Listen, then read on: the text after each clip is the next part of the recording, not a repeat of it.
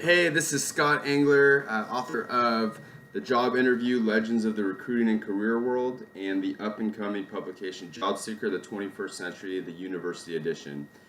And today I had, I love when I get these little epiphanies or just see things in a way that just finally has structured itself based on client calls, reading my own experiences, experiences of clients, and following up with people after they, do it on their own or, whatever type of reasons and justifications we have for not moving forward now.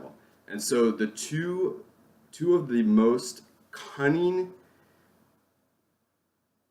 lies, they're lies, two of the most cunning lies that I've found that I fall for and people I talk to fall for, they have this component of fear disguised in practicality. Now, before I get into these two things, don't get me wrong, there are certain times I believe in life where we want to balance out, like I love this one girl said, balancing out the left and the right brain. The more there's the creative, spiritual, risk-taking side, and then there's the more practical, logical side, right?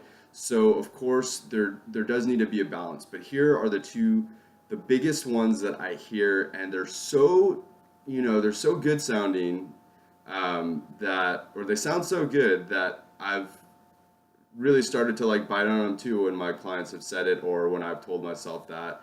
And I have fell victim to one of them, and I'm going to share what happened for me.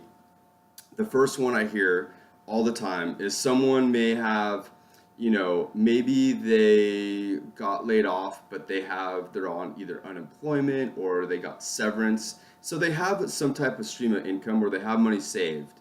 And they're like, well, let me just get a job that I don't really want, essentially. They don't always say it like that. Let me just get a job so I have a steady income, and then I'll start working with you. And I know it sounds so good in theory. It really does. It sounds practical, logical, like the smart thing to do. But let me tell you what happens almost every time that I follow up with these people in like 3 months, that I followed up with myself because I did that too, is they are having a hard time adjusting to the new job. They're having demands placed on them. And look, if you could find a company where you just work X amount of hours and you're done after 20 hours and you feel good, it's a mindless job, it pays pretty well, awesome. But tell me how you did it, because it's really, really hard this day and age, especially in the US. And honest to God, I've had the same experience where it's like, yeah, I got a full-time job, or, but they changed my schedule on me 6 times. I was so exhausted that I was working with one client at the time. I barely had the energy to work with him. All I did on my days off was slept because management changes, rule changes, schedule changes. And it was like after 3 months, I was like, oh my gosh, I'm doing that same thing. And what I had to do was I actually had to quit my job first and then hired a coach with the money I had, saved up working at that place of hell for the last 3 months. But I still only had enough to pay him for 1 month. But I knew that I just could not work at that job anymore. And that's the lie. So that's the lie. You don't have to go where I went. You just have to know that that's just the fear disguised as practicality. Because my clients, there's always a leap involved. Always. I don't care who you are. There is always a leap involved. So people need to hear that one. That's the first biggest one. The second biggest one is I work with a lot of people in some type of transition. A lot of times I'll get women clients that their kids are about to go to college. And the thing I hear is, I'm just going to wait for my kid to go away to school before I start working with you. Or the other one I love is, I'm going to wait to get divorced before I start working with you. Or what I've heard when I was a marriage and family therapist so many times, and it sounds so good. So trust me, I understand the temptation. We're going to wait for our kids to go away to school before we get divorced. And they have really benevolent reasons why. But here's the thing.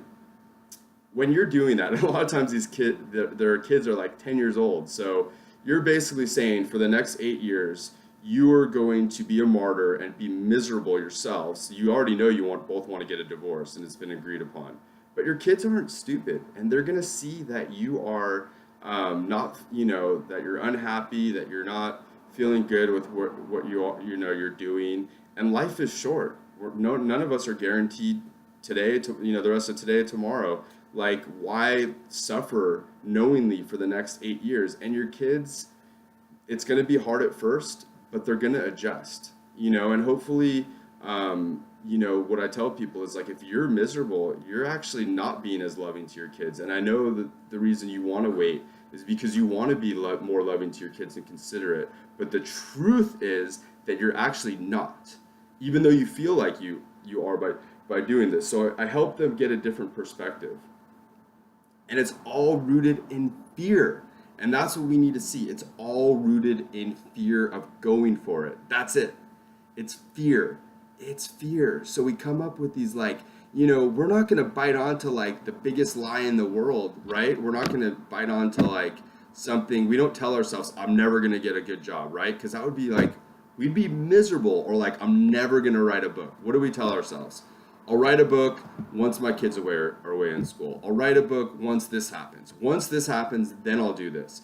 And I promise you, with any major change in my life and my clients, there is always something that we could use as that reason.